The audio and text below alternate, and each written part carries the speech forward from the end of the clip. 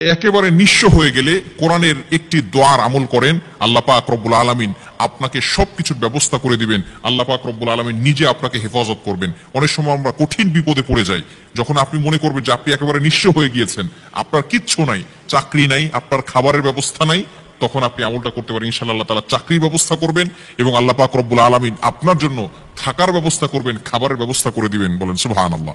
এটা মূসা আলাইহিস সালাম এই আমলটি করেছিলেন। কোরআনের কারীমের ভিতরে চমৎকার একটি আয়াত, এটা আল্লাহ তাআলা কোরআনের ভিতরে কোট করে দিয়েছেন।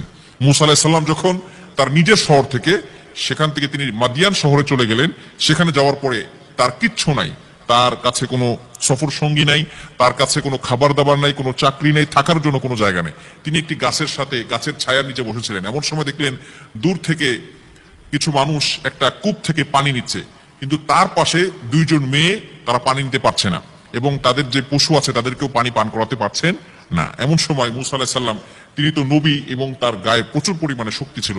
নবীদের গায়ে জান্নাতি যুবকদের 400 যুবকের থেকেও বেশি শক্তি থাকে।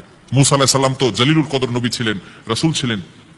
মূসা আলাইহিস সালাম সেখান থেকে গেলেন, যাওয়ার পরে সেই মেয়ে দুটিকে কাছে জিজ্ঞেস করলেন, আপনাদের সমস্যা কি? তখন তারা বলতেছে যে এই লোকগুলো পানি নিচ্ছে, যার কারণে আমরা পানি নিতে যাচ্ছি না, কেননা তারা চলে গেলে তারপরে যাব। এবং তারা যখন সেখান থেকে চলে গেল, সেখান থেকে চলে যাওয়ার সময় এই কূপের উপরে ঢাকনা দেওয়া ছিল এবং ঢাকনা উঁচু করার জন্য অনেক মানুষের প্রয়োজন হতো, অনেক শক্তির প্রয়োজন হতো। মূসা আলাইহিস সালাম একাই সেই উপরের ঢাকনাটা সরিয়ে দিয়ে সেখান থেকে তাদেরকে পানি নিতে সাহায্য করেছেন, সহযোগিতা করেছেন।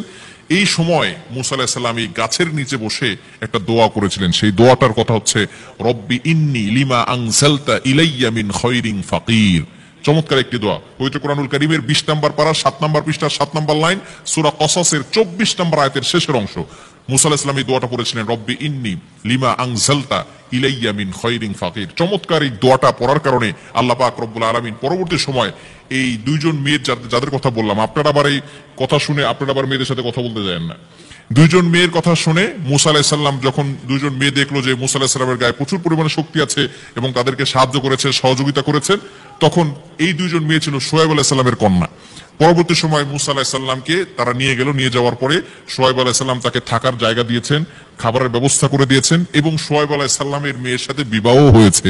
সুতরাং বোঝা গেল এই দোয়াটা হচ্ছে এমন একটা দোয়া, যে দোয়ার কারণে আপনি থাকার জায়গা পাবেন, এমনকি চাকরি ব্যবস্থা হবে, এমনকি বিয়েরও ব্যবস্থা করে দেবেন আল্লাহ পাক রব্বুল আলামিন। এজন্য যারা একেবারে নিঃস্ব হয়ে গিয়েছেন, তারা এই আয়াতের আমলটি করতে পারেন। সূরা কসসের 24 নম্বর আয়াতের শেষের অংশ, রব্বি ইন্নী লিমা আনজালতা ইলাইয়া মিন খায়রিন ফাকির।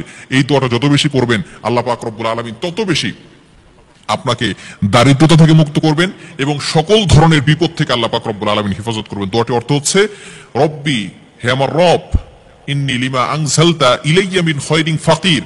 আপনি আমাকে যে সাহায্য করবেন, সাহায্য আমার উপরে নাজিল করবেন, আমি তার প্রতি মুখাপেক্ষী। অর্থাৎ আপনি আমাকে যেটা দিবেন, আমি তার প্রতি মুখাপেক্ষী অবস্থায় আছি। এটা যদি আপনি আল্লাহর কাছে করতে পারেন, আপনি ফজর নামাজের পরে পড়বেন, 5 ওয়াক্ত নামাজ অবশ্যই পড়বেন। নামাজ পড়লে কিন্তু ফায়দা হবে, নামাজের পরে আপনি এই দোয়াটা বেশি বেশি পড়বেন।